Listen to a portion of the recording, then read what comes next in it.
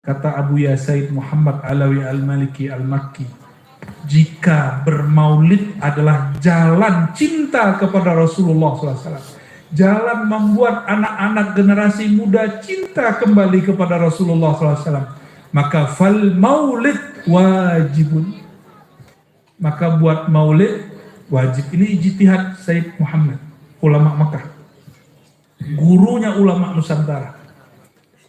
Maka kami menghimbau dimanapun negeri, minimal di satu kampung ada satu maulid.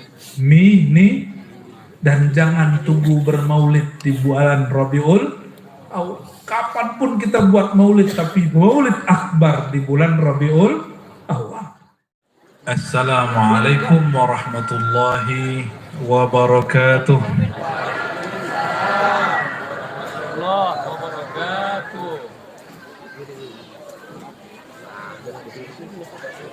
Anak-anak, halo. Sudah siap maulid? Sudah lama nunggu? Alhamdulillah. Ya, mohon maaf baru keluar ya. Alhamdulillah Rabbil Alamin, alladzi ja'alana min ummati sayyidil awwalin, sayyidil akhirin. Asyhadu an la ilaha illallah wa asyhadu anna Muhammadan abduhu wa rasuluh. Allahumma salli wa sallim wa barik ala sayyidina Muhammad. Allahumma salli wa sallim wa barik ala sayyidina Muhammad. Allahumma salli wa sallim wa barik ala sayyidina Muhammad wa ala alihi wa ashabihi wa li baitihi wa dzurriyyatihi jami'in. Di sini belum hujan ya? Sudah kering belum sumurnya? Apa nggak punya sumur? Semoga dalam waktu dekat ada hujannya, tapi jangan malam ini. Amma ba'du, Allahumma sholli wa sallim barik alaih. Puji syukur kepada Allah karena rahmatnya Allah lahirkan kita sebagai umat Nabi Muhammad sallallahu alaihi wasallam. Ini kalau nggak dapat rahmat yang banyak, mungkin jadi umat Nabi Lut ini, atau ada umat Nabi Nuh yang dulu ngejek Nabi Nuh, yang dulu mengkhianati Nabi Lut. Tapi Allah Ta'ala ciptakan kita dengan rahmatnya, lalu kita dijadikan umat Nabiur Rahmah, Nabiyina Muhammad sallallahu alaihi wasallam.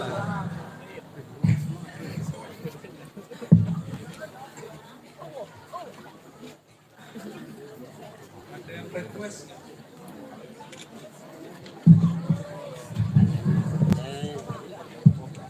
Tes.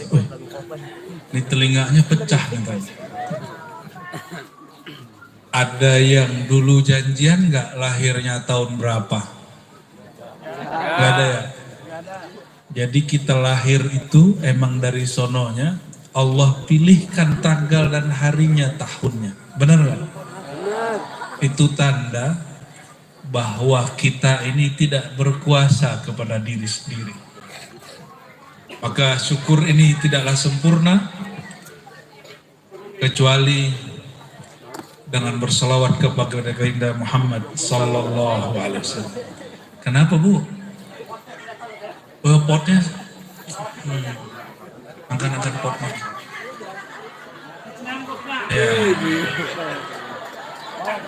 Emasnya mau diangkat nggak Bu? Si AA-nya mau diangkat nggak?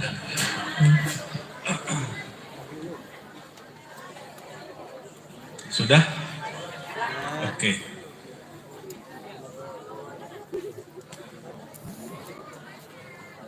Satu kali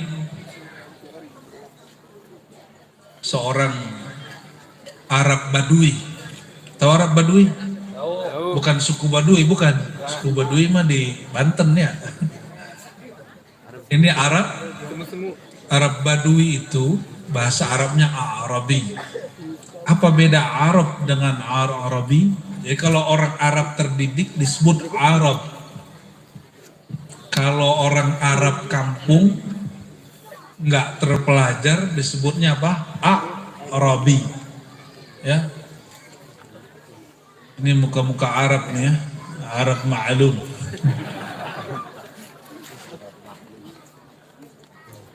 Arab Badui datang, dia nanya, "Aina Muhammad? Muhammad, aina Muhammad?" Namanya Arab udah nggak pakai Sayyidina, nggak pakai Rasulullah, nggak pakai Nabi. Itu Badui itu. Nah, hari ini banyak nggak orang Badui? Katanya sekolahnya di Arab. Pulang-pulang bilang si Muhammad katanya. Itu karakter Badui. Mungkin dia ikut sunnah Badui, bukan sunnah Abu Bakar. Bukan sunnah Umar, bukan sunnah Utsman atau Ali. Lalu orang-orang nunjuk, gitu. Itu nggak berani nunjuk pakai full. Kalau orang Jawa kan begini, kalau orang Banten gimana? Sama gini ya? Sama lah Pulau Jawa. Nunjuk kira-kira begitu. Akhirnya si Arab Badui masuk masjid, dia langkahi semua bahu orang sampai dekat Rasulullah SAW. Nabi lagi ngomong dipotong. Itu Arab Badui begitu tuh. Maka siapa yang ngomong nih? Badui nih. Ada yang ngomong nggak? Kalau anak kecil mah nggak apa-apa ya. Yang berisik itu Arab Badui. Nggak terpelajar.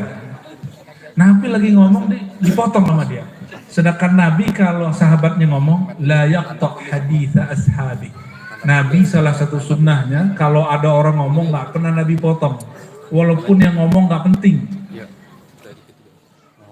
Maka orang ini, Arab Badui ini berteriak, tahu-tahu ngangkat doa, ini norak, doa pakai angkat tangan tuh suaranya kenceng-kenceng. Allahumma arham ni wa Muhammadan wala tarham siwana. Ya Allah, sayangi aku dan Muhammad saja. Selain aku dan Muhammad jangan disayangi. Arab Badui. Nabi ngeliat begitu marah nggak? Sahabat udah mau bubarin nih orang, Nabi bilang, biasa, biarin. Nabi senyum, Nabi malah senyum. Ada Arab Badui yang lain, orang yang berbeda, habis ketemu Rasulullah, mau keluar masjidnya hadis sahih semua, Sahih Bukhari, Muslim, Abu Tirmizi ada, ya di salah satunya. Kalau yang ini hadis Sahih Bukhari. Orang Arab Badui habis ketemu Rasulullah mau keluar pintu masjid karena dulu lantai masjid nggak sebagus masjid apa nih Pak Kiai? Itu bagus Syarifuddin yang katanya dapat isyarat dari Abuya Demyati bahwa ini yang sahih gitu ya. Sebelum keluar di pintu karena ngeliat tembok. Biasanya kalau ngeliat tembok mau ngapain? Mau nembak ya? Paham gak? Ya, ada yang begitu gak nih? Santri? Kalau ngeliat tembok mau nembak. Mau ngeluarin ini selang. Gini-gini. Paham gak? Itu Arab Badui, dia lihat, oh ada tembok nih. Tembak aja gitu. Oh ada listrik ya? Untung gak kesetrum ya. Saat si Arab Badui lagi mengeluarkan bensinnya itu sahabat udah mau ngambil alat untuk mukul dia. Apa kata Nabi? Biarin. Kenapa? Kalau orang lagi buang hajat diganggu atau dipanggil, lu jangan buang air kecil di sini. Kalau dia menghadap kita gimana? Bisa kemana-mana kan? Kebayang? Akhirnya sahabat Nabi diam. Sahabat yang tadi mau mukul, ketika Arab Badui pergi dapat tugas, kamu ambil air, ahriquhu bil ma. Ambil air lalu siram lantai itu dengan air. Maka para sahabat bingung. Udahlah masjid kita ya, kencing itu bahasa kasar nggak? Ya, udah pakai aja lah malam ini. Dikencingi. Habis itu malah dimaklumi, orang yang mau mencegahnya disuruh nyiram pakai air. Para sahabat dapat 2 bab. Pertama, 3. Pertama, Arab Badui, emang begitu adanya. Yang kedua, nggak boleh ganggu orang lagi buang hajat. Yang ketiga, cara mensucikan tempat yang sudah kena najis. Dapat 3 langsung ilmu. Lihat akhlak baginda Nabi Muhammad SAW. Tidak hanya Arab Badui yang datang, bahkan orang kota Madinah, Nabi baru dikasih jubah. Jubah beda dengan gamis. Nah ini gamis namanya ya, kelihatan nggak Bu? Cuma atasnya tetap Nusantara. Ya. Ini gamis. Nabi dikasih jubah, mantel luar. Baru saja dipakai, tiba-tiba ada seorang sahabat, dia firasat, mungkin umurku pendek. Siapa tahu aku dapat syafaat kalau pakai bekas Rasulullah SAW. Tapi jangan minta ridha saya, ya atuh saya. Biasanya kita bagi-bagi emang.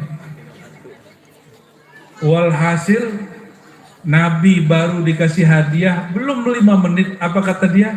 Ya Rasulullah, beliau ini tahu. Rasulullah kalau ada yang minta nggak pernah nolak.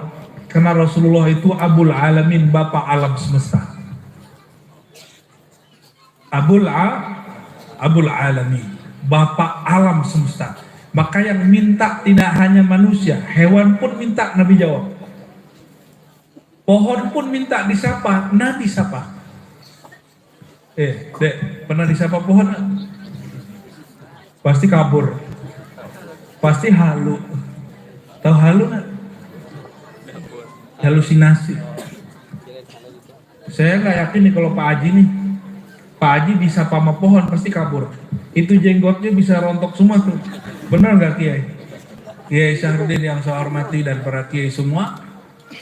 Inilah Rasulullah SAW, Abul Alamin, Bapak alam semesta. Itu ketika orang ini minta, apa kata Nabi? Tunggu sebentar. Nabi diamin sebentar. Nabi itu, nah ini rahasia mahal kiam, kenapa kita ada yang keliling pakai wewangian, benar nggak? Itu rahasianya apa? Dalam hadis yang sahih disebutkan Rasulullah itu marra, tidaklah melewati sesuatu kecuali harum wewangiannya bertahan di situ beberapa saat dan diketahui oleh siapapun. Makanya ketika kita marhabanan disunnahkan secara rohani, secara adab, bukan fikih. Jadi kalau ada orang nggak mau berdiri pas marhaban nggak ada masalah, nggak dosa. Tapi dia nggak dapat adab. Kenapa? Rasulullah setiap dibacakan salam langsung hadir, walaupun nggak kelihatan. Apanya yang hadir? Rohaninya. Mungkin nggak melihatnya. Kalau mata ini tidak. Tapi kalau mata rohani mungkin nggak? Mungkin. Jadi kalau ada orang mimpi Rasulullah SAW atau melihat dalam keadaan jaga, itu yang melihat mata ini atau mata batin? Dia jaga, tapi sebenarnya dia nggak lagi jaga. Dia udah pindah alam.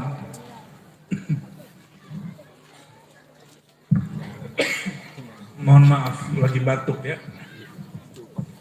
Lagi dapat hadiah dari Allah Subhanahu Wa Taala. Akhirnya Nabi kemudian memberikan itu jubah kepada siapa? Orang yang minta. Benar, gak lama, beberapa hari, beberapa bulan, orang itu meninggal dan dia berpesan, tolong kafankan aku dengan jubah Rasulullah SAW. Coba bayangkan, kita masuk ke dalam kubur pakai jubah Nabi, Munkar Nakir berani nanya gak? Ulat berani gigit gak? Nggak berani, karena semua di alam tahu baunya Rasulullah SAW. Nabi lewat, pohonnya pun, pohon itu langsung nunduk. Coba kira-kira pohon nunduk Ustaz. Paling-paling copot kopi antum ya. Lari gitu ya, batal Ustaznya. Makanya nggak dapat wahyu. Kita gini nggak dapat wahyu. Coba kalau kita ngalamin begitu. Kalau orang-orang kayak kita ini dapat ilham bisa gila. Benar nggak? Makanya orang-orang kaya kita ini sedikit dikasih ilham. Baru sedikit dikasih ilham goyak bener. Ngomong gini. Karena aneh wiridan nih hujan turun. Baru sedikit dikasih. Ya. Karena aneh doa nih makanya nih balak jauh dari kita. Baru sedikit dikasih udah GR. Udah kegeeran. Banyak yang ngomong begitu. Ada yang ngomong begini gak? Nih hati-hati. Orang kalau nyakitin aneh pasti binasa. Jahatin aneh pasti dia binasa, celaka. Ada yang ngomong gitu gak? Banyak yang ngomong gitu. Amalannya cuma hizib nasr. Ya hizib nasrnya sih oke, dianya gak oke. Orang kalau ngamalin hizib nasr gak begitu gayanya. Karena hizib nasr itu fana dalam fi'il bantuan Allah Subhanahu, maka ujungnya la haula wala quwata illa billah.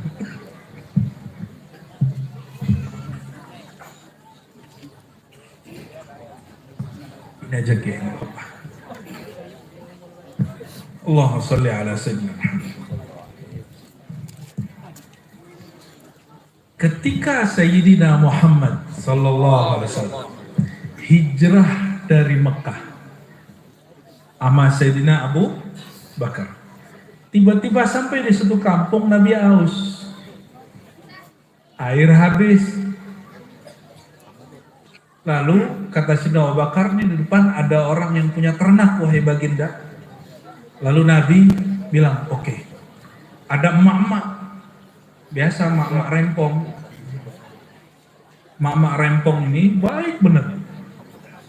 Cuma baiknya agak sedikit gimana ya. Orang minta kasihnya paling jelek.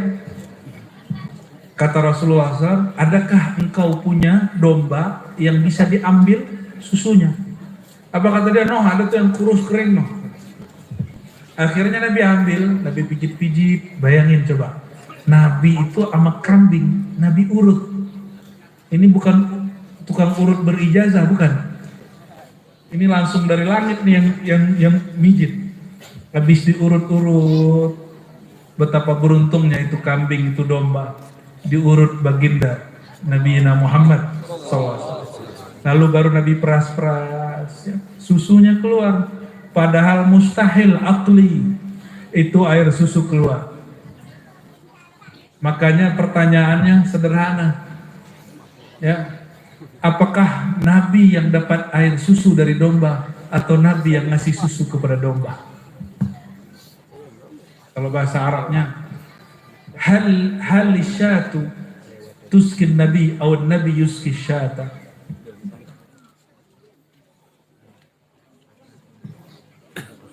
Kira-kira yang mana? Siapa yang ngasih susu, siapa yang dikasih susu? Ini domba mustahil punya air. Mustahil punya air susu. Tapi habis dipijit sama Nabi, Nabi peras-peras, keluar dari perasannya itu air susu. Bayangin coba. Biar connect, Nabi lagi perang, kehabisan air. Sahabat haus semua. Apa kata Nabi? Kumpulkan semua air di satu wajan. Terus Nabi taruh tangan begini. Hadis Sahih Bukhari Muslim. Keluar air dari. Nah ini yang baru Nabi zahirkan. Keluar air dari berapa nih? Ini 1, 2, 3, berapa? 4. Jarinya 5, tapi rongganya berapa? 4. Dan tahukah saudara, Rasulullah itu keluar air dari 4 rongganya, dan itu sama dengan jumlah sungai yang ada di surga. Sungai di surga arba'ah. Ada 4. Nabi tinggal pilih mau sungai yang mana, karena kuncinya sama beliau. Apa kata beliau? Ana awwalu man yaqra atau yaqra pakai ain. Akulah yang pertama mengetuk babal jannah, pintu surga. Dalam hadis yang lain ditanya, man anta, ngetuk-ngetuk pintu, ente siapa? Kata malaikat Ridwan. Apa jawaban Nabi Muhammad? Ana Muhammad.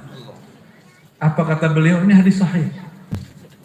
Bika umirtu an aftah. Hanya untukmu aku boleh membuka. Dibukai. Jadi nanti Nabi Adam datang, dibukain nggak? Nabi Nuh datang, Nabi Isa datang, Nabi Musa, nggak ada yang dibukain. Apalagi Ar-Razi datang. Ya, ditanya, ente siapa? Nabi keberapa? Nggak dibukain. Nah, Nabi SAW kapanpun boleh ngambil. Maka itu salah satu, air susu itu bukan susunya domba, tapi itu sir beliau di surga, seperti air yang keluar. Makanya ulama kita mengatakan apa? Ayyuhuma afdal, ma'u zamzam au ma'ul ladhi yafidu min asabi'i. Manakah yang lebih afdal, lebih utama? Air zam-zam atau air yang keluar dari jari-jarinya Rasulullah SAW? Mana yang lebih mulia? Air zam-zam apa air yang keluar dari jemari Rasulullah Sallallahu Alaihi Wasallam? Air mana yang mulia? Bingung nggak? Bingung? Saya mau tanya, lebih mulia Ka'bah atau Nabi Muhammad Sallallahu Alaihi Wasallam? Pada bingung kan? Bingung lagi? Yang bikin Ka'bah itu mulia itu karena siapa? Nabi Muhammad Sallallahu Alaihi Wasallam. Maka orang haji nggak ziarah, itu namanya su'ul adab.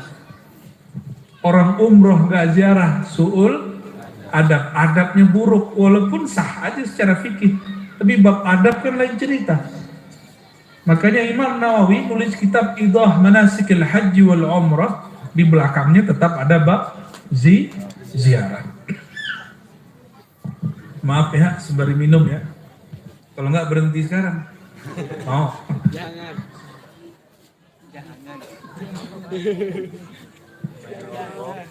Ini bukan air Rasulullah ya.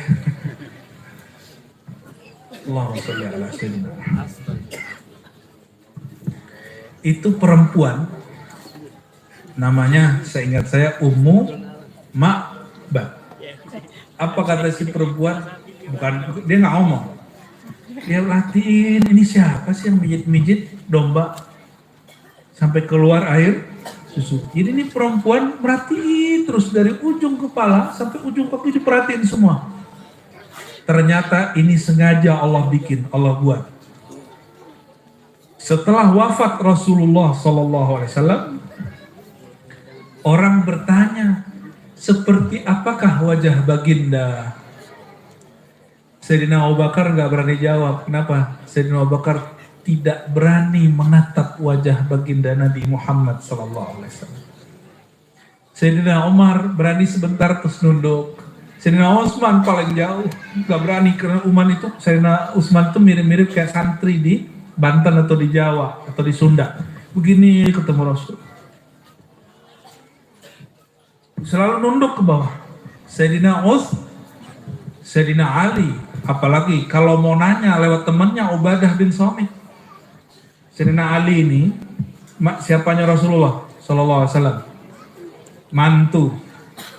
Mau nanya persoalan, rojulan madzaan kuntu rojulan, aku ini seorang laki-laki yang suka keluar air mazi.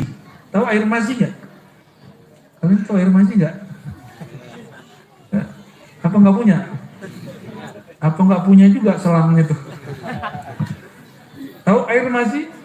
Air mazi itu kan orang dingin, kalau dia sedang ada syahwat, menikahi perempuan terbaik sealam semesta. Perempuan tersebut nanya ke Rasulullah, nggak berani. Hukumnya mazi itu apa? Maka ngirim pertanyaannya lewat sahabat beliau namanya Ubadah bin Samit dan atau sahabat yang lain. Jadi nggak ada yang berani cerita tentang Nabi Muhammad SAW kecuali cuma berapa. Sina Ali cerita, Sina Hasan Hussein cerita, tapi yang paling lengkap siapa yang cerita? Si ibu-ibu rempong tadi. Ya, ternyata ibu ini punya rahasia. Dia pernah memandang wajah Rasulullah dari ujung ke ujung, kiri ke kiri, sisi ke sisi. Maka hadis Ummu Ma'bad ceritanya jelas wajah Rasulullah seperti apa. Sallallahu alaihi wasallam. Ya. Wajah Rasulullah yang luar biasa itu, apa kata beliau, ini sering kita sebut dalam bab maulid. Siapa cowok paling ganteng, paling tampan siapa? Di dunia. Ar-Razi, ya salah. Nabi siapa yang paling gak tampan? Nabi Yusuf, Nabi Muhammad. Yang mana yang benar nih? Nabi? Senangnya mbak-mbak nih teteh-tetehin sama Nabi Yusuf. Pengen tangannya kepotong-potong ya? Itu Sayyidina Yusuf yang jika perempuan memandang bisa lupa napas. Apa kata Sayyidina Muhammad SAW? Tampannya Yusuf nisfu jamali.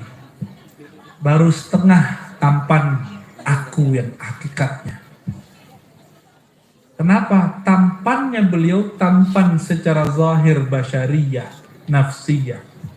Makanya lawan jenis nggak tahan melihat wajah Sayyidina Yusuf. Mungkin kalau zaman Nabi Lut, cowok itu nggak tahan melihat muka Sayyidina Yusuf. Tapi kata Sayyidina Muhammad SAW, itu baru setengah. Ternyata keindahan alam itu separuh ada pada Nabi Muhammad SAW. Seperempatnya kepada Nabi Yusuf. Seperempat sisanya dibagi-bagi dari awal cipta alam sampai akhir zaman. Nah, kebagilah nih. Dikit ya kan? Lumayan. Kebagilah. Lumayan. Lumayan kan? Kalau nggak dipuji sama kita sendiri ya siapa lagi yang muji kan?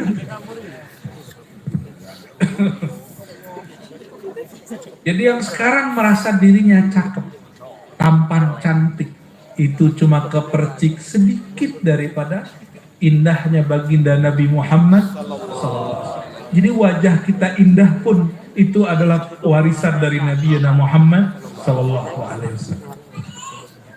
Terus kalau mau begitu, berarti tidak ada di alam semesta ini, melihat gunung ini katanya 3 gunung ngapit ya?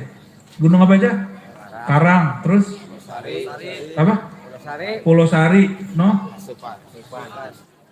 Hasepan. Kira Hansepan. Ini 3 gunung, kalau kita pandang pagi-pagi sama sore indah nggak? Indahnya itu cuma sedikit dari percikan indahnya wajah Nabi Muhammad SAW. Dan itu ada nur Sayyidina Muhammad SAW mengalir di situ. Inilah maksud Imam Abdul Hasan Syadzili. Ketika rohaninya baru turun dari alam rohani, dia balik ke alam sadar, dia mengajarkan satu sholawat. Namanya sholawat Nur Zati. Pasti pada hafal. Allahumma salli ala Sayyidina Muhammad an-Nuriz Zati wa sirris sari fi jami'il asma'i was sifat. Coba diterjemah bareng-bareng ya. Katanya santri kan. Orang Banten nih rata-rata santri. Mau begal, muka gimana, nakal gimana itu pernah nyantri gitu. Ya, jangan pernah ganggu kiai aneh katanya. Ya, kiai aing gitu ya. Walaupun kita nih pendosa, tapi kiai aing yang coba diganggu. Karena sudah mendarah daging cinta kepada ulama dan habaib. Apalagi kepada Nabi Muhammad SAW. Itu kata Imam Syadzili. Semua yang di alam ini, pohon, bukit, batu, pasir, tubuh kita, bunga, semuanya Di situ mengalir sir baginda, rahasia baginda Nabi Muhammad SAW. Kalau dia tidak mengalir lagi, dia mati. Jadi pohon kalau lihat ada yang sudah hancur, itu sirnya sudah pindah. Sirnya sudah, itu yang disebut an-nur zati, nur zat. Dan sir zati, sir sari, sir yang mengalir dalam semua nama dan sifat. Oleh karenanya, kemanapun memandang, di situ ada nur Sayyidina Muhammad. Kalau sudah begitu, masih perlu nggak mimpi ketemu Nabi? Pengen ya? Berarti belum paham dong. Kalau udah paham sholat nur zati, nggak perlu lagi mimpi. Mimpi itu di luar kesadaran atau dalam kesadaran? Bisa diatur-atur nggak? Tidak. Mimpi? Emang bisa ngatur mimpi? Kalau iya, ini yang jomblo-jomblo pada minta mimpi basah tiap malam. Ngeri kali.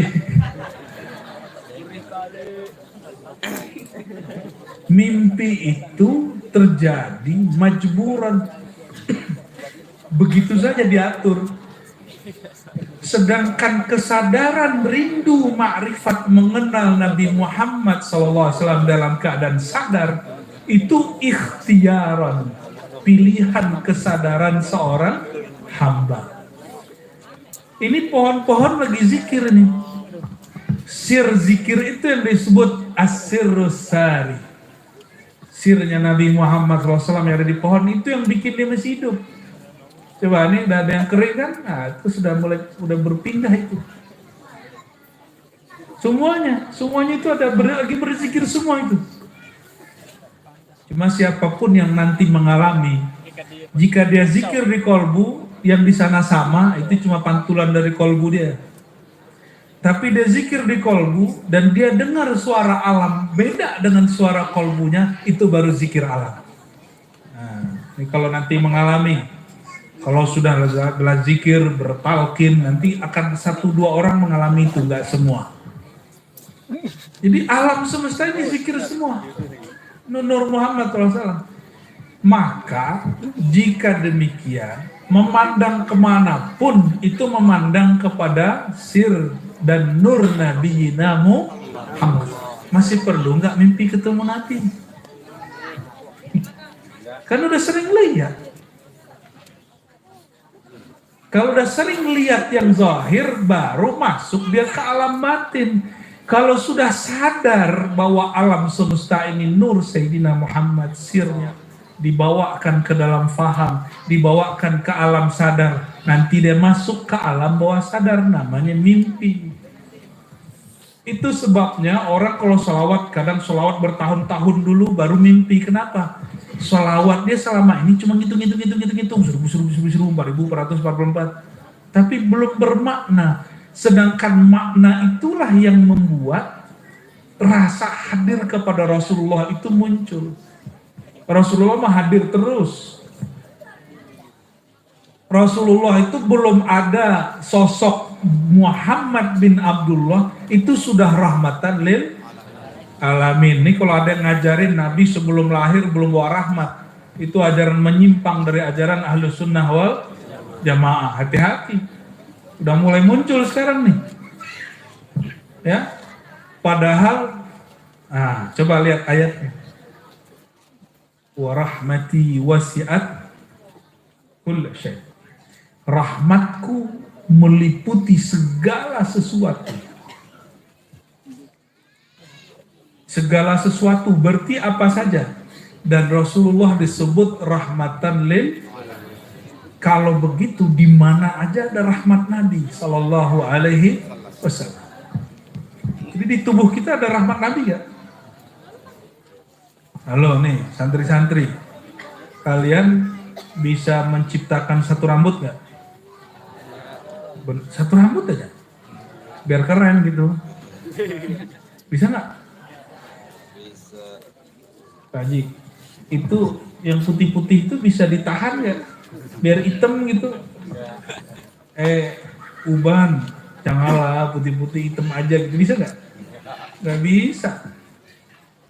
Menciptain rambut gak bisa. Nahan uban gak bisa. Ini kalian kan masih muda-muda nih, yang santri ini ntar juga tua kayak kita-kita ini. Ya. Makanya jangan main-main terlalu asik. Ada serius sedikit, ya. Walaupun dunia ini laibun wa lahun, main-main dan sedang gurau. Maka aneh juga kalau ada anak gadis putus cinta terus bunuh diri, ya. Padahal cinta itu sendiri bagian dari main. Makanya ada orang nikah hari ini, besok cerai. Karena dunia itu cinta sejati. Cinta sejati, PREET gitu. Jangan dibaca ya. Allahumma shalli ala sayyidina Muhammad. Jadi kalau kita sudah paham kemana saja memandang, sebenarnya kita sedang memandang nur Sayyidina Muhammad SAW. Terus mimpi untuk apa? Nggak dikasih mimpi juga nggak apa-apa. Tapi saya yakin orang begitu bakal dikasih mimpi. Cuma syaratnya begitu, dia harus sadar dulu yang dia lihat itu nur Nabi Muhammad Sallallahu Alaihi Wasallam. Nabi Muhammad Sallallahu Alaihi Wasallam lagi asik-asik belusukan Pak sore. Ini bukan lagi kampanye. Nabi itu bukan nggak perlu nyalek, ya. Nabi itu nggak perlu nyalek kan? Tapi alangkah senangnya kita caleg-caleg ikut pengajian, walaupun bukan musim pemilu. Nabi lagi jalan-jalan, tiba-tiba ada onta jalan. Onta geruduk Nabi. Kira-kira yang Nabi yang bisa ngomong sama binatang, Nabi apa namanya? Lebih mula Nabi Sulaiman atau Nabi Muhammad SAW? Nah, ini ingat, semua mukjizat para nabi itu boleh menjadi mukjizat Nabi Muhammad Sallallahu Alaihi Wasallam. Berarti Nabi Muhammad SAW bisa nggak bicara sama onta? Sama pohon? Bener nih? Nabi kedatangan onta. Ontaknya nyeruduk Nabi. Apa kata si onta? Yang paham cuma Nabi atau sahabat yang sirnya nyambung. Ya Rasulullah, asyhadu an la ilaha illallah wa annaka Rasulullah. Habis syahadat ngapain coba? Rasulullah, perutku lapar, tuanku zolim, tolong kasih tahu tuanku. Kalau kerja banyak, makannya juga banyak. Jadi datang ke Nabi yang diadukan urusan keren gak tuh? Berkelas gak tuh? Ketemu Rasulullah yang diadukan masalah itu keren atau kurang? Karena apa? Karena yang datang onta punya akal nggak? Otak mah punya, akal nggak punya. Maka otak jangan otak onta. Walaupun kepalanya gede, otak dia gede, tapi dia nggak punya. Jadi kalau bapak-bapak guru-guru ini marah, kamu nggak punya otak. Nah itu salah besar itu ya. Otak kepala kita segede gini.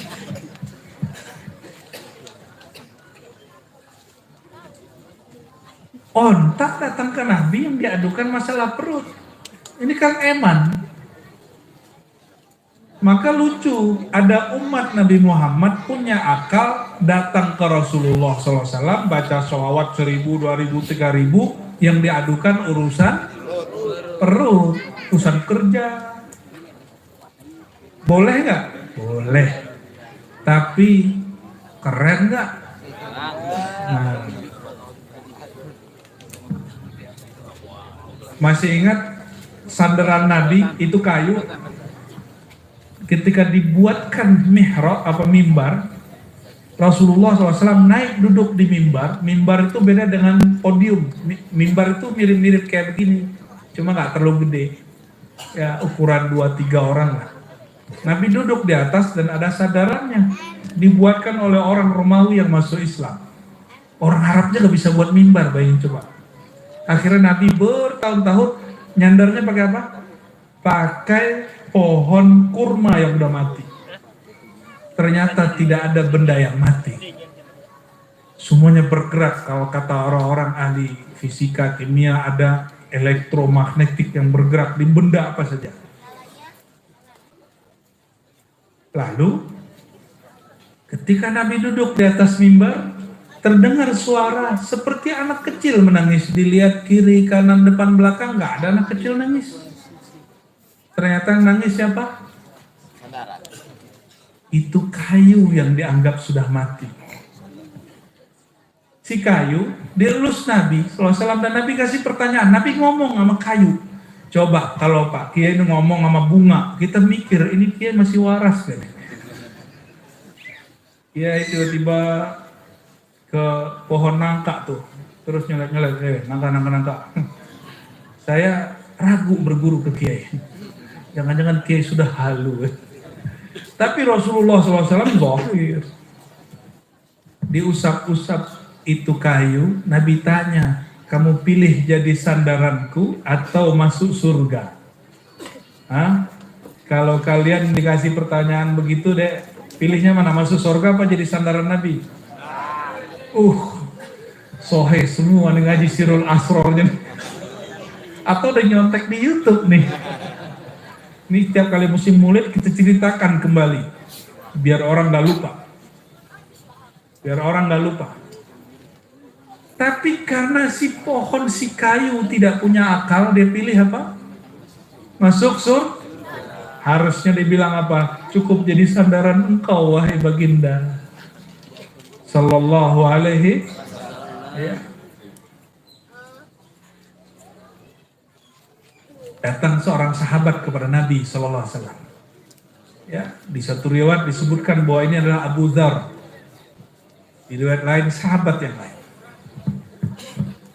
Itu datang dan mengatakan, wahai Rasulullah, mata sa'ah, kapan hari kiamat? Ini sebenarnya pancingan aja nih orang. Karena beliau ini nanya, sudah sadar pasti Nabi kasih jawaban dan pertanyaan baru. Apa kata Nabi? Gak usah nanya kapan kiamat. Kamu tanya dirimu, ma'adat talaha, apa persiapanmu untuk hari kiamat? Apa jawaban beliau? Saya tidak banyak sholat wahai Rasulullah. Zakat pun sedikit wahai Rasulullah. Zikir pun gak banyak, tahajud pun gak banyak. Tapi wahai baginda, saya punya satu hal, hubbullah wa rasul, cinta kepada Allah dan cinta kepada Rasulnya. Apa jawaban Nabi SAW? Anta ma'aman ahbabta. Beda kelas. Kamu akan bersama yang engkau cintai selama-lamanya. Ya. Kamu akan bersama yang engkau cintai. Modal dia apa? Dia gak banyak sholat. Modal dia cuma cinta kepada Allah, cinta kepada Rasulullah SAW. Udah lapar ya? Udah lapar deh, taruh dulu ya. Taruh dulu. Ya, taruh dulu. Sabar. Ntar lagi juga beres.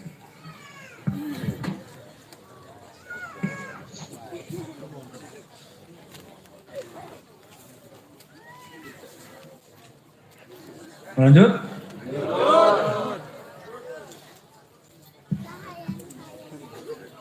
Jadi beda nggak cara nanya orang berakal dengan makhluk yang tidak berakal? Beda? Ketika dikasih pilihan pun caranya beda. Namun sayang ada orang berakal tapi kualitasnya kualitas onta. Orang berakal kualitasnya kualitas kayu. Sayang. Saya pikir-pikir ada nggak dalilnya nih? Ternyata ada di Quran. Ulaika kal. Tapi ini bukan an'am yang itu. Tapi dalam ilmu hakikat balhum adol. Tapi boleh nggak? Boleh. Sholawat ada hajat, boleh nggak? Ya sama lah kayak sekarang jamaah datang ke Pak Kiai, terus saya doain Pak Kiai biar bisa beli mobil Avanza gitu kan. Doain Pak Kiai supaya toko saya nggak sepi. Doain Pak Kiai, doain, sama. Cuma sayang, dia cuma datang minta doa urusan dunia. Padahal Kiai ini Kiai akhirat. Harusnya dia minta urusan akhirat. Makanya coba lihat, murid yang ikut ngaji rutin gak pernah minta doa aneh-aneh sama gurunya. Sahabat Sayyidina Abu Bakar gak pernah minta aneh-aneh. Umar gak pernah minta aneh-aneh. Utsman gak pernah minta aneh-aneh. Apalagi Sayyidina Ali yang digelari Madinatul Ilmi, yang babul ilmi wa aliyun babuha, ya. Nabi itu kota ilmu, Ali pintunya. Sayyidina Abu Bakar sama Sayyidina Umar itu ketika Abu Salamah wafat, Ummu Salamah kan masih janda muda. Kata Abu Bakar, kata Umar, karena janda tuh. Oh, ternyata canda begitu sudah lama itu Kiai. Itu bercanda tua itu emang. Jadi kalau ada yang janda tuh pasti pada janda. Enggak, ini rahasia cowok-cowok nih Bu ya. Cowok-cowok itu kalau ngumpul ngomongin janda mau kiai mau nggak kiai sawaun kana. Sama baik. Ya, cuma yang jomblo-jomblo ini belum ngerti. Jomblo-jomblo ini dapat surat cinta aja udah getar badannya.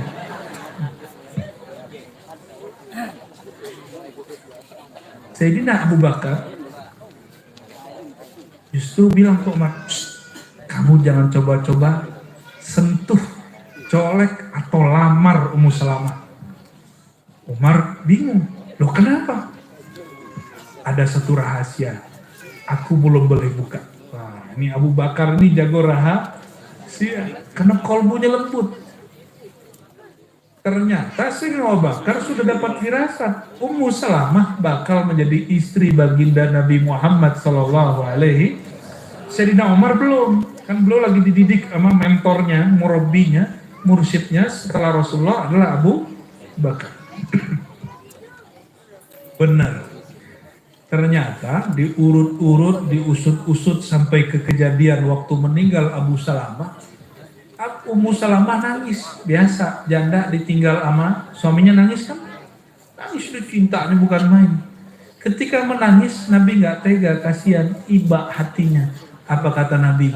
Wahai Ummu Salamah, maukah engkau aku ajarkan doa yang lebih keren?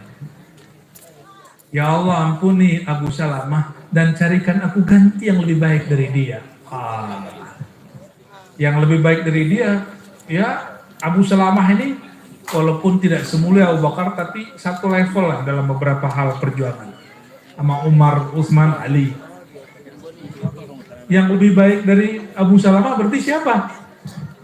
Hanya Rasulullah Sallallahu Alaihi Wasallam. Maka Abu Bakar dapat sir waktu doa itu didengar. Kalau yang terbaik, lebih baik dari Abu Salamah siapa lagi? Kami ini sama dengan Abu Salamah. Umar mah sama. Jangan-jangan itu wahyu dari Allah kepada Rasulullah untuk menikahi Ummu Salamah radhiyallahu taala anha. Ini tajamnya hati Sayyidina Abu Bakar, ya.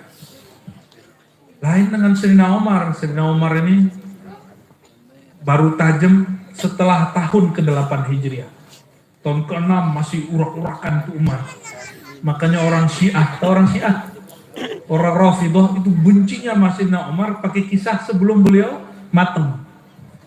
Kisah Sayyidina Umar bentak Nabi, kisah Sayyidina Umar kemudian suul adab sama Nabi. Proses, kan dididik, diajar lama-lama Sayyidina Umar menjadi orang paling cinta kepada Nabi Muhammad SAW.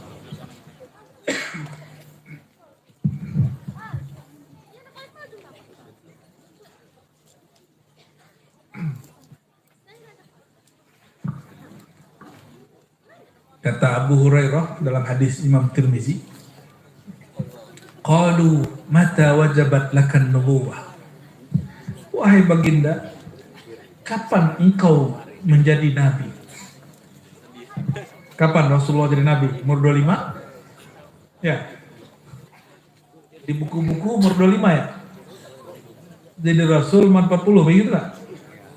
Itu buku mesti direvisi karena tidak berkesesuaian dengan riwayat-riwayat yang sah.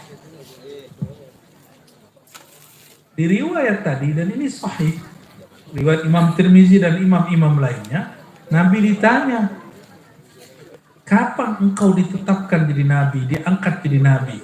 Apa jawabannya? Aku kuntu nabiyan, aku sudah diangkat jadi nabi. Adam masih tanah. Maka dalam hadis Imam Abu Nu'aim disebutkan, kuntu awalan nabiyyina fil khalqi wa akhiruhum fil ba'thi.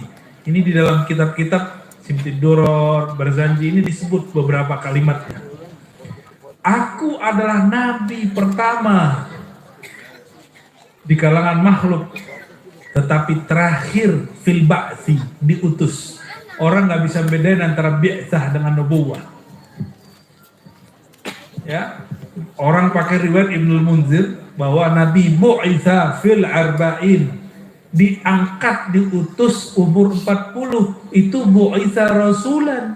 Adapun bu'itsa nabiyan sudah sebelum Adam tercipta. Ada yang nanya, ini sama nggak dengan ilmu Allah? Beda, ilmu Allah lain lagi. Dalam ilmu Allah semuanya sama, kita tercatat.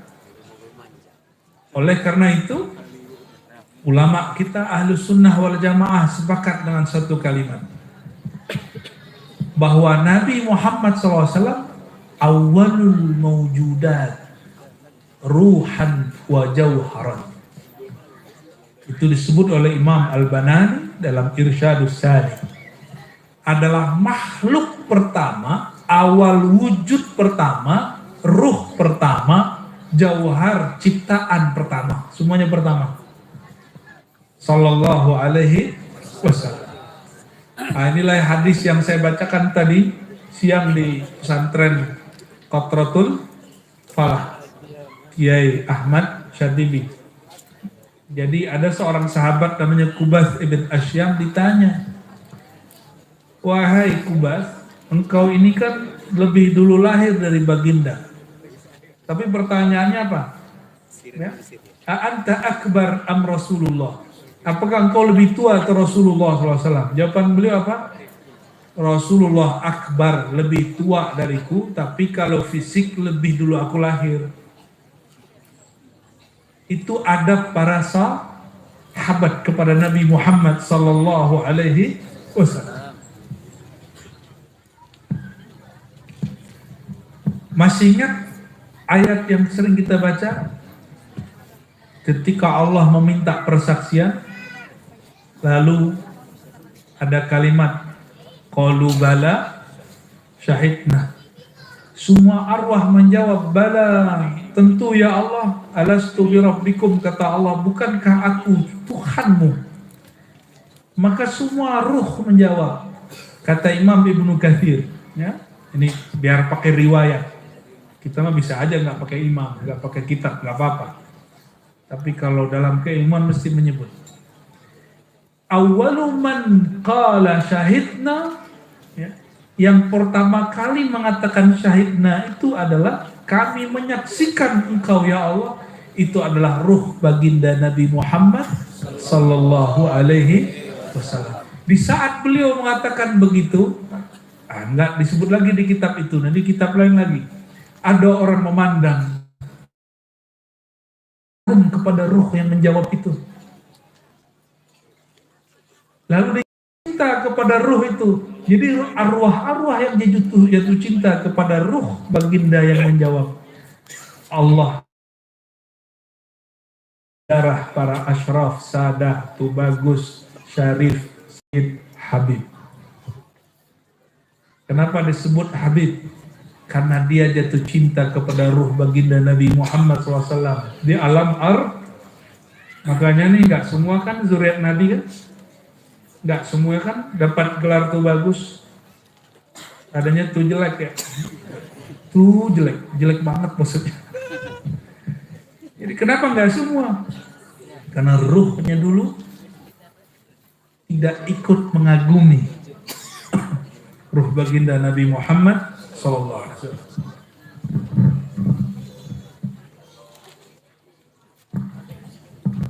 Nah, kalau bab ini agak sulit dicari kitab. Ini masuknya ke bab mukasyafah. Ya. Kalau orang nanya di kitab mana? Di kitab apa ya jawabnya? Di kitab babe gue ya.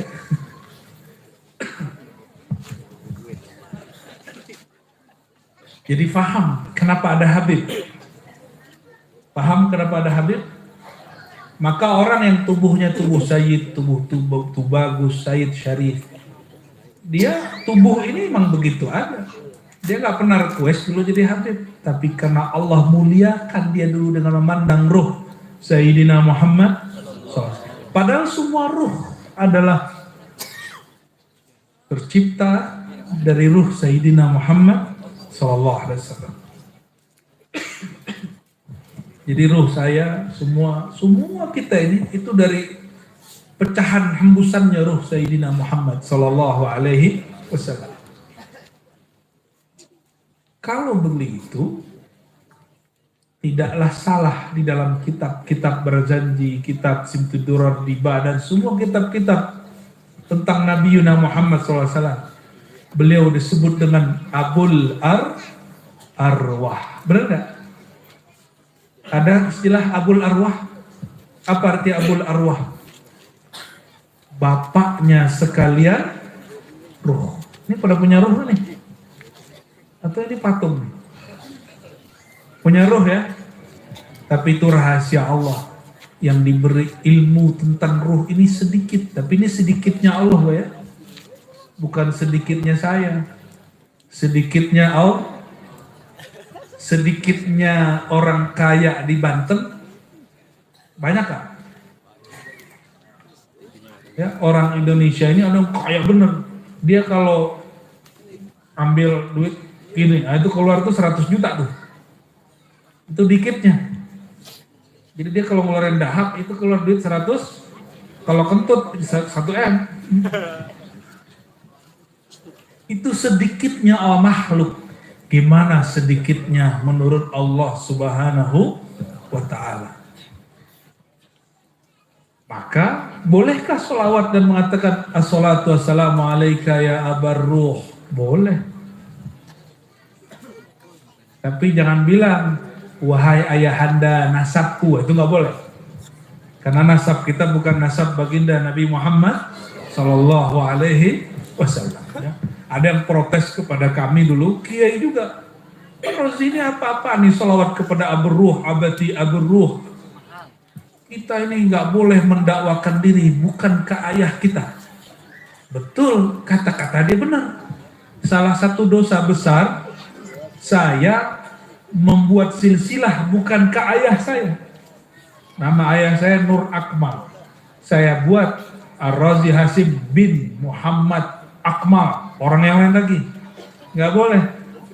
Di belakang terus Al-Haddad. Biar keren kan? Nggak boleh. Itu dosa besar. Karena urusannya pakai nasab. Urusan syariat. Tapi ruh kita itu limpahan dari ruh Sayyidina Muhammad SAW. Maka semua ruh ini anak ruhaninya baginda Nabi Muhammad Sallallahu Alaihi Wasallam. Jadi boleh nggak menyebut Nabi Abul Arwah? Kalau enggak kita bakar aja kitab sholawatnya.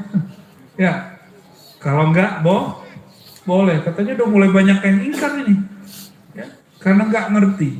Jadi ciri-ciri orang yang suka ingkar itu pertanda dalam dirinya banyak kejahilan. Ya, jadi al-jahil, orang jahil itu pasti banyak ingkarnya, banyak protesnya. Kalau orang alim tidak. Kata Imam Abu Hanifah, a'rafun nas bid-din a'rafuhum bil khilaf. Orang yang paling alim itu yang paling mengerti perbedaan dan perdebatan. Masih lanjut? Masih kuat? Kok jadi serius gitu wajahnya? Emang aneh wajahnya serius ya. Apalagi tadi request pakai kitab ya. Tadi ada request pakai kitab tuh. Untungnya kitabnya nggak ada. Alhamdulillah.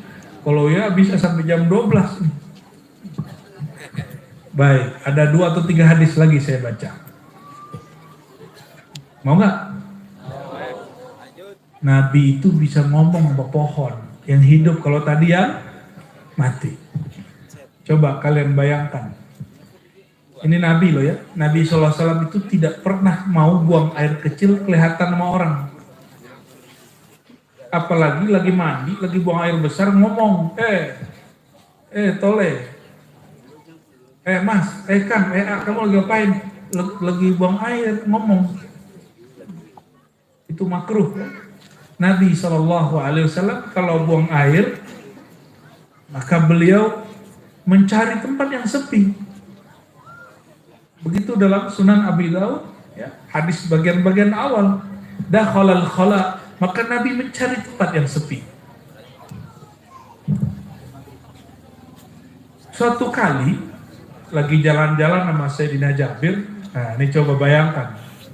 Lagi jalan-jalan sama Sayyidina Jabir dan sahabat yang lain, Nabi mau buang air kecil. Nggak ada tempat untuk sembunyi.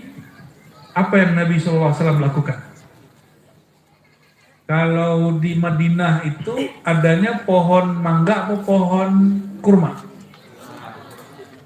Pohon mangga atau pohon wilujeng? Pohon kurma. Apa kata Nabi? Wahai kurma, wahai pohon kurma, kemarilah kalian ta'ali. Karena dipanggil itu pohon kurma. Satu rumpun pohon kurma datang. Coba bayangin, pohon kurma jalan-jalan. Halu nggak tuh? Tapi di zaman Rasulullah itu menjadi hakiki. Pohon kurma jalan. Lalu menutupi baginda Rasulullah SAW dan orang tidak melihat beliau buang air kecil.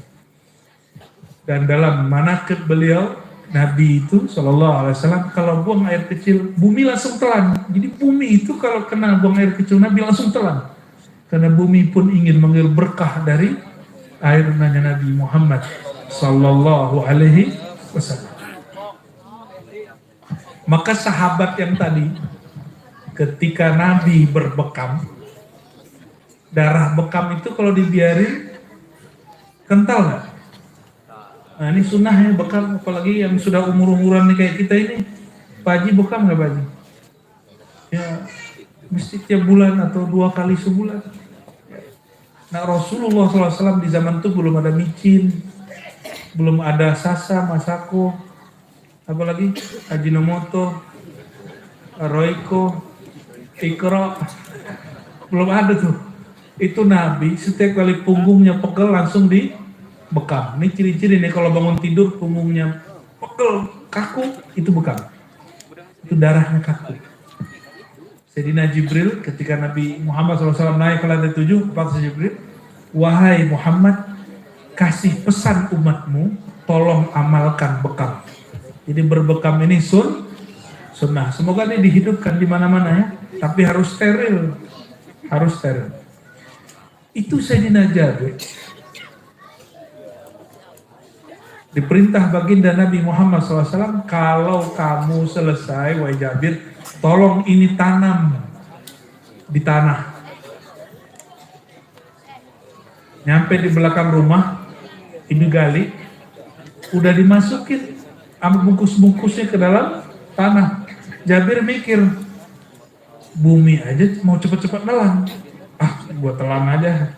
Ditelan sama Sayyidina Jabir. Balik ke Nabi, kan bau darah masih ada. Kata Nabi, kamu tanam di mana wahai Jabir? Apa engkau tanam di perutmu? Sayyidina Jabir senyum. Coba, secara fikih bolehkah makan darah? Fikih Syafi'i ini. Ya, kan di Quran, waddam, walahmal, khinzir, nggak boleh. Darah nggak boleh dimakan. illa damun Nabi sallallahu alaihi wasallam, kecuali darah baginda Nabi Muhammad sallallahu alaihi wasallam. Dan itu walaupun tidak semua ahli fikih, tapi banyak ahli fikih yang mengerti ilmu hakikat mengatakannya.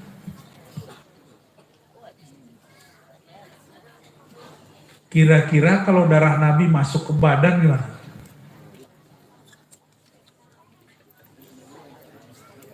Ada orang sakit perut, itu Jabir cukup ludahin mulutnya sembuh. Ada yang mau diludahin? Tambah sakit paling. Allahumma sholli ala sayyidina Muhammad. Dan itu kejadiannya bukan sekali dua kali, berkali-kali.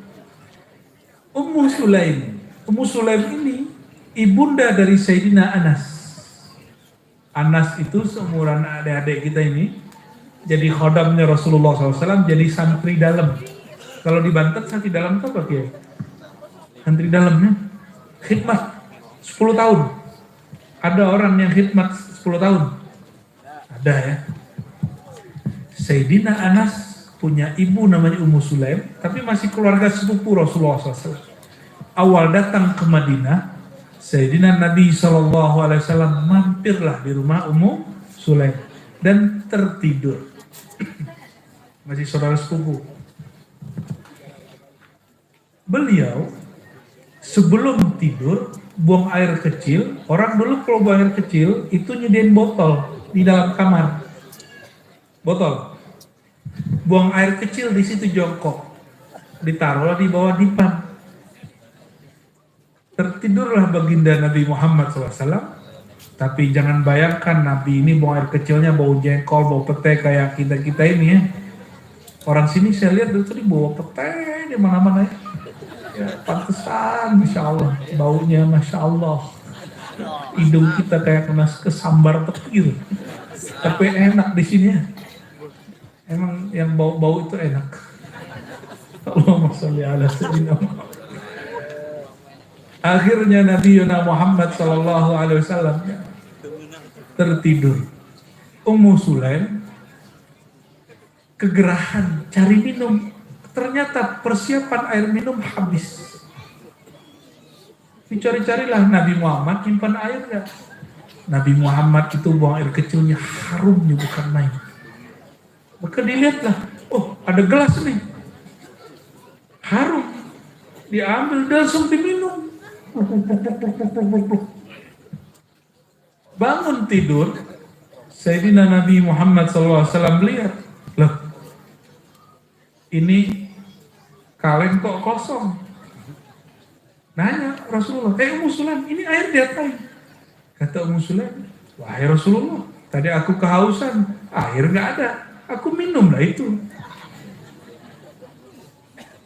Masya Allah. Apa kata Nabi? Kamu gak bakal sakit perut selama-lamanya. Kalau menurut saya itu mah Ummu Sulaim sandiwara aja. Biar dapat berkah Nabi Muhammad.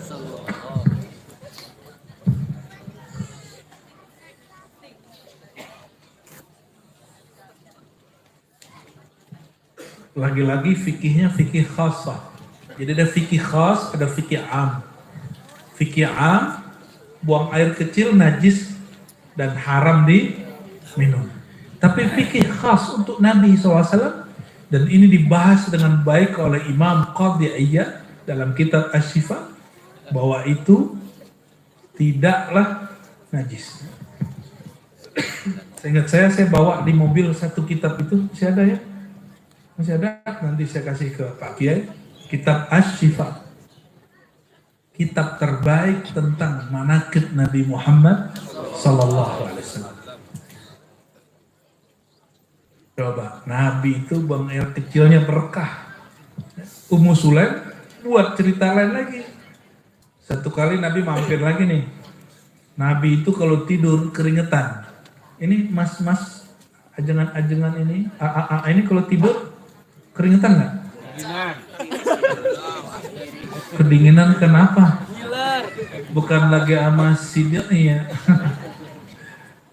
Kedinginannya kenapa? Ya kurang hangat ya, belum akad ya. Nabi SAW tertidur, itu keringat. Kalau orang sini keringetan baunya bau apa? Asem. 7 rupa. Itu mah antum kan? Kalau tidur buat pulau ya. Baunya Masya Allah bau jigong ya. Ih. Orang tidur semua yang ketemu begini kan bau. Pasti bau kan gitu, bau semua. Sini bau semua kita kalau berkeringat. Tapi Nabi Muhammad SAW jangankan micin, bawang segar pun gak pernah makan, sehingga gak pernah bau badannya. Sallallahu alaihi wasallam. Ketika tertidur, itu bau badannya Rasulullah mengeluarkan bau wangi. Maka ketika Nabi SAW menyukai misik, tahu minyak misik? Kasturi. Apa kata guru kami, Syekh Amin Salim Al-Kurdi Al-Lubnani, seorang ahli hadis dan mufti, masih muda. Apa kata beliau? La adri. Halil misik yutibun nabi, awin nabi yutibul misik. Aku tidak mengerti. Apakah kasturi yang mengharumkan Nabi atau Nabi yang mengharumkan kasturi? Saking harumnya tubuh baginda Nabi Muhammad Sallallahu Alaihi Wasallam. Ummu Sulaim, biasa kalau tadi buang air kecil. Sekarang apa yang diambil? Karena ibu anaknya khodam, beliau itu juga bersikap menjadi khodam. Nabi keringat itu diusapin, diambil kain yang bisa menyerap keringat, diusapin, karena masih saudara. Lalu dimasukin ke botol, diperas. Udah habis, udah bersih, Nabi bangun. Apa kata Nabi? Apa-apa ini wahai Ummu Sulaim? Apa jawaban beliau? Ummu Sulaim, wahai baginda, ini kami mau jadikan menjadi bibit wewangian keluarga kami. Sallallahu alaihi. Keringat beliau itu menjadi harumnya bukan main. Itulah yang disimpan oleh Sayyidina Anas. Maka sahabat Sayyidina Anas punya murid banyak. Ada Ibnu Sirin, ada Thabit Al-Bunani, ada Hasan Al-Basri, ada banyak murid. Yang paling sering curi-curi berkat namanya Thabit Al-Bunani. Setiap kali ketemu, apa kata Thabit? Wahai Tuan Guru Anas, manakah tangan yang dulu megang baginda Nabi Muhammad SAW? Tunjukkan tangannya. Izinkan aku menciumnya. Diizinkan. Cuma kan atuh doang orangnya. Gak banyak-banyak orang yang nyium.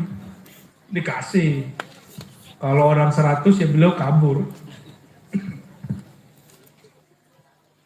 Pernah juga sekali datang sahabat yang lain kepada sahabat,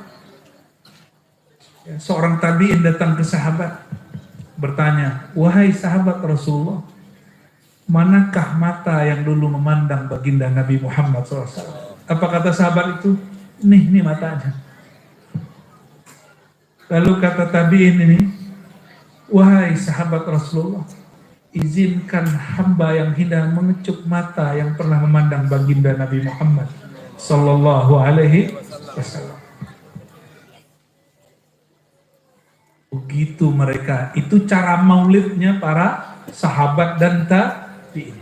Sayyidina Umar sering menjadi khodam Rasulullah untuk jalan kemana-mana dan tidak digaji.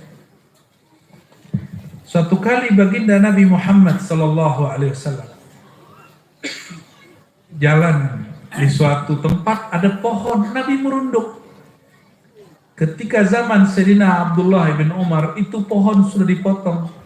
Dia ingin bermaulid. Dia ingin mengenang Nabi Muhammad SAW. Apa yang dilakukan? Ketika sampai di tempat bekas pohonnya masih ada. Dia merunduk. Para pohonnya sudah tidak ada. Itu cara sahabat bermaulid Sallallahu Alaihi Wasallam. Kita udah nggak ketemu tangannya Sayyidina Anas, nggak ketemu pohon, nggak melihat bekas bekamnya Rasulullah Sallallahu Alaihi Wasallam, nggak melihat kayu yang tempat Nabi bersandar, tidak ketemu dengan pohon kurma Nabi dulu dilindungi untuk tidak terlihat buang air. Kita nggak ketemu yang begitu. Lalu bagaimana cara kita maulid? Cara kita bermaulid, kita hubungkan kolbu dengan kolbu Sayyidina Muhammad sallallahu alaihi wasallam. Nabi Muhammad tubuhnya sudah ditanam, benar nggak? Tapi ruhnya ditanam nggak? Enggak. Kalau begitu, kalau ruh saya menyapa ruhani Nabi sallallahu alaihi wasallam, nyampe nggak? Nah, mulai malam ini, jamaah, mulai malam ini, kalau menyapa baginda Rasulullah SAW, katakan dari dalam ruhani, ya Allah, dari dalam ruhku, dari dalam kolbuku, mohon sampaikan salam cintaku kepada ruh baginda Nabi Muhammad SAW. Itu pasti sampai. Nih perhatikan. Kolbu itu kekuatannya nur. Nur itu dicipta makhluk, sedangkan ruh dihembus. Lebih cepat hembusan daripada nur. Maka kalau orang bersolawat dengan ruhnya, tidak ada jarak dia dengan baginda Nabi Muhammad SAW. Dia bersolawat dengan kolbunya, dia menjadi orang-orang yang bersama Nabi Muhammad SAW. Orang bersolawat dengan lisannya, ada 10 keberkahan turun kepadanya. Cuma 10 keberkahan, tapi kalau pakai kolbu, nggak ada batas nur, akan meliputi kolbu dia. Nah, kalau mau mimpi katanya itu dia, mau mimpi Rasulullah SAW, sholawatlah dengan kolbu. Lisan membaca, kolbu menyapa. Nggak lama pasti ketemu Rasulullah SAW. Karena beliau masih hidup. Yang ditanam cuma tubuhnya. Ruhnya masih hidup. Bahkan sirnya masih mengalir di alam semesta. Kalau sirnya sudah tidak ada di alam semesta, barulah terjadi kiamat. Tapi sir ini yang paling banyak menampung bukanlah pohon, bukanlah benda. Itulah wadah kolbu kekasih Allah Subhanahu wa ta'ala. Jika Ka'bah tempat berkelingnya tubuhnya hamba, orang yang haji dan umrah berputar di sekitar Ka'bah, maka para arwah dulu mengelilingi ruh Nabi Muhammad sallallahu alaihi wasallam. Tubuh beliau ditanam, ruhnya kan masih hidup. Maka al ulama warathatul anbiya. Ilmu itu ada dua. Ada ilmu dirasah, ada ilmu warathah. Nah, ini banyak di kitab nih ya. Ada ilmu dirasah. Ilmu, apa itu ilmu dirasah? Ilmu yang dibaca, dipahami pakai akal. Kalau ilmu warasah, ilmu yang dirasakan dengan kolbu dan ruh. Apa arti dirasah? Dipelajari. Kalau warasah, anugerah warisan. Kita kalau warisan itu kerja kita atau kerja pendahulu? Nah, warasah, ilmu warasah, bukan kita yang mencari, kita dicari. Tapi syaratnya mesti menjadi ahlinya. Yang dapat waris anak kita atau anak tetangga? Kecuali anak tetangga itu ibu yang dari satu jalur lagi. Nih, pertanyaan diulang, pertanyaan fikih sederhana. Yang dapat warisan anak kita atau anak orang lain? Maka al-ulama warasatul anbiya. Ulama itu pewaris Nabi. Itu terjemahan fikihnya apa? Ulama itu keluarganya Nabi sallallahu alaihi wasallam. Saya nggak mau debat lah masalah nasab ya, udah selesai lah itu ya. Sekarang keluarga hakikat Rasulullah sallallahu alaihi wasallam, keluarga rohani Rasulullah sallallahu alaihi wasallam. Siapakah keluarga rohani baginda? Keluarga rohani baginda, siapapun yang mewarisi akhlak baginda, nur baginda Nabi Muhammad SAW, cahaya kalbu Nabi Muhammad SAW. Nabi itu provokator atau penyabar? Nabi itu ngajak orang tengkar atau mendamaikan orang tengkar? Nabi itu iri dengki atau Nabi itu ikhlas? Kok sekarang ngaku bernasab tapi iri dengki? Kok ngaku bernasab suka memprovokasi? Ngaku bernasab tapi suka mengadu domba? Mungkin nasabnya bukan ke Nabi Muhammad bin Abdillah, mungkin Muhammad bin Mehmet bin Mahmud bin Muhammad kali ya. Nggak jelas. Kita cinta kepada zuriat Nabi Muhammad SAW. Sepakat? Antum nggak sepakat juga nggak apa-apa. Itu perintah baginda. Apa kata beliau? Ahibbu ahla baiti hubban li. Cintai ahlu baitku, keturunanku, keluargaku karena cinta kepadaku. Sallallahu alaihi wasallam.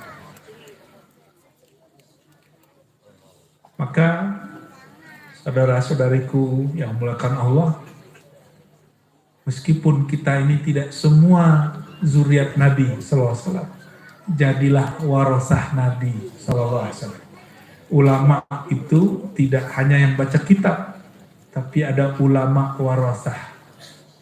Ulama baca kitab itu ulama dirasah, itu belum tentu pewaris Rasulullah SAW. Ini mohon maaf para kiai, para ustadz, para santri. Al ulama warasatul, warasah itu dia nggak buat, dia dikasih. Kalau hasil baca kitab itu namanya ulama dirasah, itu bukan warasatul am. Itulah sebabnya kenapa banyak ulama iri dengki, karena baru ulama dirasah, belum ulama warasah. Jadi yang dijadikan guru siapa? Ulama yang dia dirasah juga warasah. Ulama beginilah kalau dia bimbing zikir, zikirnya tembus ke dalam kolbu. Ulama begini gak perlu ngaku jadi mursyid. Orang pandang dia ingat kepada Allah Subhanahu wa ta'ala. Bertanya sahabat kepada baginda Rasulullah SAW, wahai baginda, siapakah wali-wali Allah? Siapakah manusia terbaik?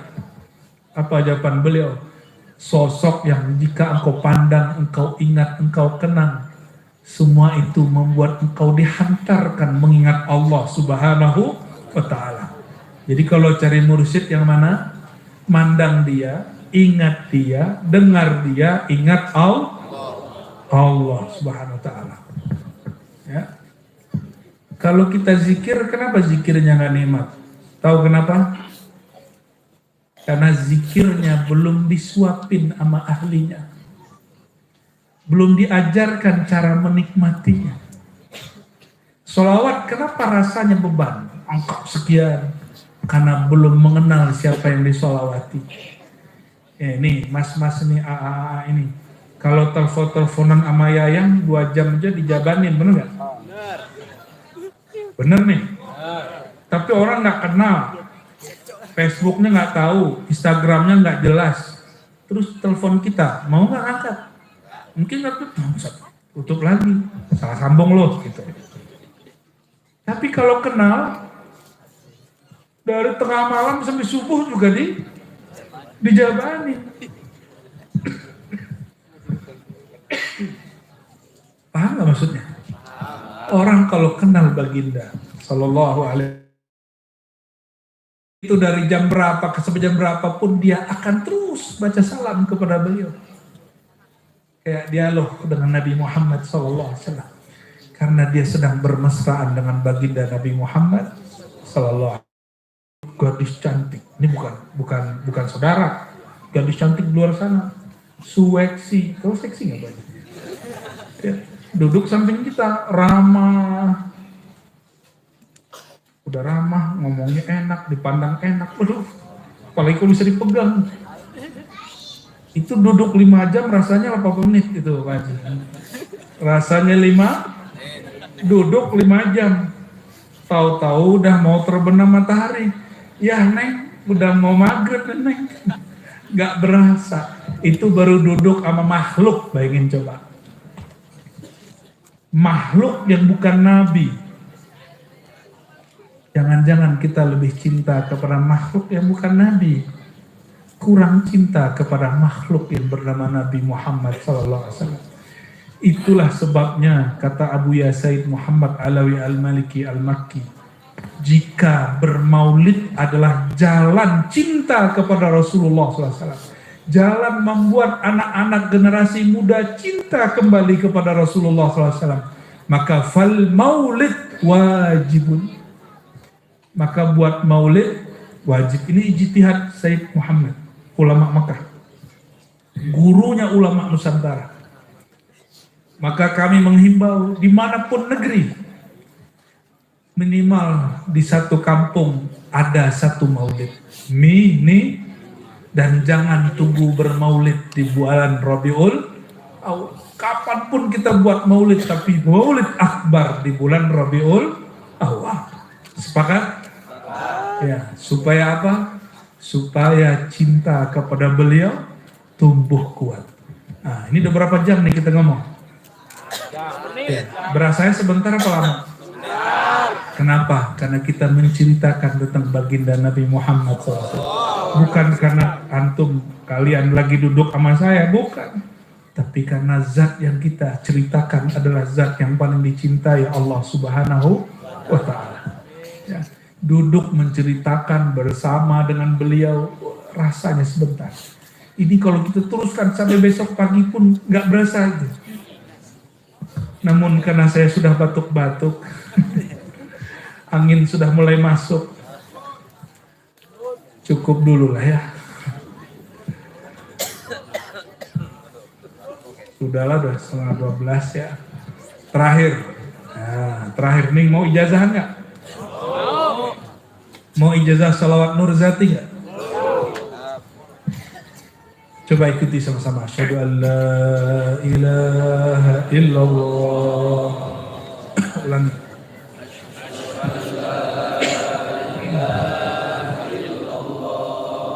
Wa asyhadu anna Muhammadar Rasulullah.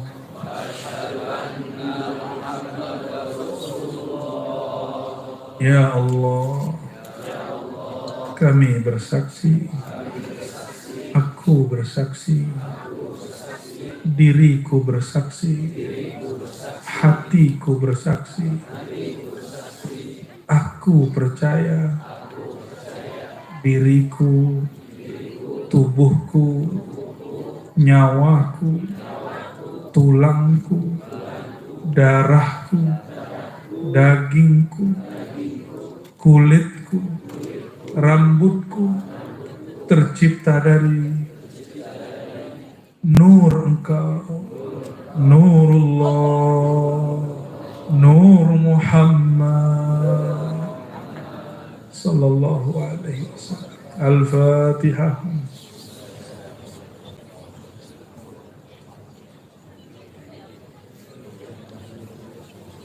Tambah syahadatnya. Ya Allah, kami bersaksi, kami percaya alam semesta, airkah dia, tanahkah dia, apikah dia, udarakah dia, atau apapun juga tercipta dari nur Engkau, Nur Muhammad sallallahu alaihi wasallam. Al-Fatihah.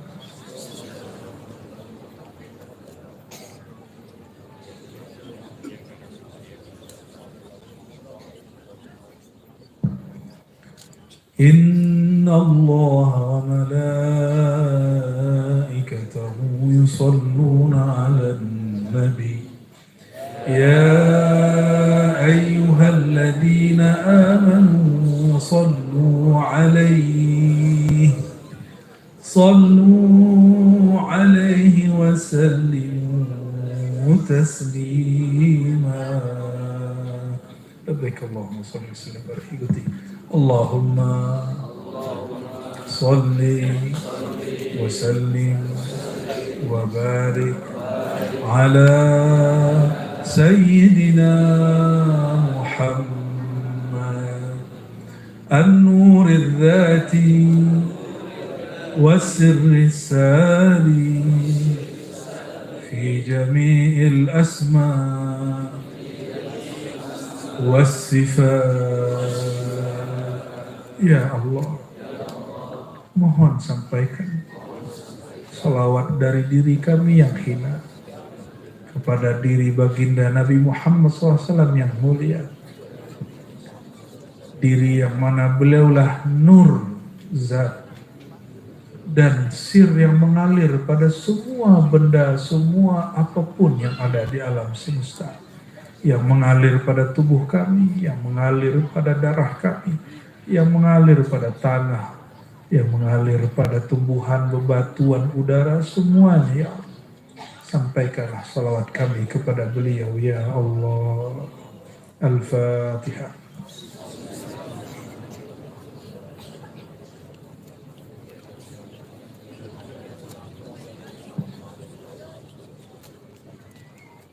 Bismillah, ajastukum, saya ijazahkan siapapun yang hadir baca salawat nur zati minimal dibaca pagi dan sore, yang afdal setiap ba'da salat meskipun hanya sekali. Ajastukum. Allahumma salli wa sallim barik ala sayyidina Muhammad. Ya, sama-sama. Allahumma salli wa sallim wa barik ala sayyidina Muhammadin an-nur al-dhati wa sirr al-sari fi jami' al-asma' was-sifat. Boleh tambahkan waz-zawat. Boleh ya? Ya. Nah, itu disebut sholawat nur zati, sholawat yang diajarkan kutub di zamannya setelah Syekh Abdul Qadir Jilani, namanya Abul Hasan Asyazili qaddasallahu sirrahum al-azim. Dengan ini kami cukupkan kajian maulid kita pada malam ini. Semoga Allah mengizinkan kalbu kita merasakan manisnya cinta Nabi Muhammad SAW. Kita tutup dengan doa. Na'udzubillahi minasyaitonir rajim. Bismillahirrahmanirrahim. Allahumma ya Rahmanir Rahim. Salli ala Sayyidina Muhammad. Salli ala Sayyidina Muhammad. Ya Allah, mohon sampaikan ya Allah salam kami, cinta kami kepada baginda Nabi Muhammad SAW. Allahumma salli ala jasadi Sayyidina Muhammadin fil ajsad. Ya Allah, dari jasad kami yang banyak dosa ini, mohonkan sampaikan ya Allah salam kami kepada jasad baginda Nabi Muhammad SAW. Allahumma ya Allah, salli ala qalbi Sayyidina Muhammad SAW fil qulub. Mohon sampaikan salawat dari kalbu kami yang sangat kotor ini kepada kalbu beliau yang sangat terang benderang. Allahumma salli ala Sayyidina Muhammad. Allahumma salli ala ruhi Sayyidina Muhammadin fil arwah. Ya Allah, sampaikan ya Allah salawat dari ruh kami yang masih terhijab kepada ruh baginda yang tidak terhijab. Allahumma ya muqallibal qulub, wahai yang membolak-balik hati kami, wahai yang membolak-balik hati kami, jika hati ini sebelum pengajian ini masih keras ya Allah, mohon lembutkan berkah maulid malam ini ya Allah. Allahumma ya Allah, jika santri-santri kami, anak-anak kami sulit belajar ya Allah, maka dengan berkah maulid mudahkan pikiran mereka ya Allah, terangi hati mereka ya Allah. Allahumma ya Allah ya Rahman ya Rahim ya Karim ya Aziz, fokus qalbunya ya Allah. Akrimna bihubbi Sayyidina Muhammad SAW. Ya Allah, meskipun kami tidak pantas ya Allah, mohon muliakan kami dengan mencintai Nabi Muhammad SAW. Allahumma ya Allah, jika Engkau memandang dalam kalbu kami ada cinta kepada selain Engkau dan Rasulmu, maka ya Allah berkah maulid malam ini, tolong bersihkan hati kami, bersihkan hati kami daripada cinta kepada dunia, cinta kepada viral, cinta kepada semua yang tidak Engkau ridhai. Allahumma ya Allah, jika Engkau melihat dalam hati kami ya Allah, masih ada noda kelalaian, noda kerasnya hati karena kurang berzikir, fa'afidna ya Allah bidzikri asma'ikal izam, maka limpahkanlah kalbu kami ya Allah dengan hujan yang segar daripada namamu, sehingga kalbu kami kembali subur, sehingga kalbu kami kembali menumbuhkan namamu. Allahumma ya Allah, jika rumah tangga kami masih banyak pertengkaran, masih banyak yang emosi, maka ya musarrifal qulub, ya muqallibal qulub, ubahlah hati kami yang masih marah-marah ini, yang masih suka bertengkar ini, yang masih kurang menghargai pasangannya sendiri, ubahlah menjadi lebih menghargai pasangannya. Allahumma ya Allah ya Razzaq ya Razzaq ya Razzaq ya Razzaq ya Alim ya Alim ya Alim, ya Allah Engkau maha mengetahui semua hajat kami ya Allah. Kami belum dicipta pun Engkau telah mengetahui semua keperluan kami ya Allah. Fanastahi minka ya Allah, kami malu untuk menyampaikan hajat dunia kami yang tidak pantas dibacakan di hadapan-Mu ya Allah. Kami hanya memohon ya Allah, fayassir umurana, mudahkan semua urusan kami ya Allah. Mudahkan urusan guru-guru kami ya Allah. Mudahkan urusan orang tua kami ya Allah. Allahumma ya Allah aslih baina qulubina. Allahumma aslih baina qulubina. Allah aslih bainal mutabaghidin, bainal mutahaqidin. Ya Allah, izinkan hati yang sedang bertengkar, yang sedang benci, yang sedang saling memprovokasi, yang sedang saling menumbuhkan kebencian satu sama lain, izinkan ya Allah kalbu mereka menjadi lembut ya Allah. Islahkan kalbu mereka ya Allah. Damaikan kembali jiwa mereka ya Allah. Allahumma ya Allah, anzil barakat ila biladina hadha. Ya Allah, turunkan keberkahan kepada negeri kami ini, kepada hati kami ini, ke dalam rumah kami ini. Allahumma ya Allah, izinkan nur Sayyidina Muhammad sallallahu alaihi wasallam terbit dan terang benderang di dalam kalbu kami, di dalam rumah kami, di dalam masjid kami, di dalam negeri kami. Allahumma ya Allah, Allahumma ya Allah, ya man huwa nurun ala nur, wahai pemilik segala cahaya, wahai pemilik segala cahaya, kuatkanlah cahaya cinta kami kepada Nabi Muhammad sallallahu alaihi wasallam. Ya Allah, kami masih kuat duduk menonton TV berjam-jam, tapi ya Allah, kami tidak kuat bersolawat meskipun hanya setengah jam. Allahumma ya Allah, kami masih kuat berbicara, mengobrol dengan kawan-kawan kami bermenit-menit, berjam-jam. Tapi ya Allah, betapa malunya kami. Kami tidak kuat berzikir la ilaha illallah meskipun hanya beberapa menit. Allahumma ya Allah, kami tahan jika kami berbicara lama dengan kekasih dunia kami. Tapi ya Allah, kami tidak tahan lama-lama baca Al-Quran. Allahumma ja'al Al-Quran rabi'a qulubina. Ya Allah, izinkan Quran menjadi bagian hidup kami.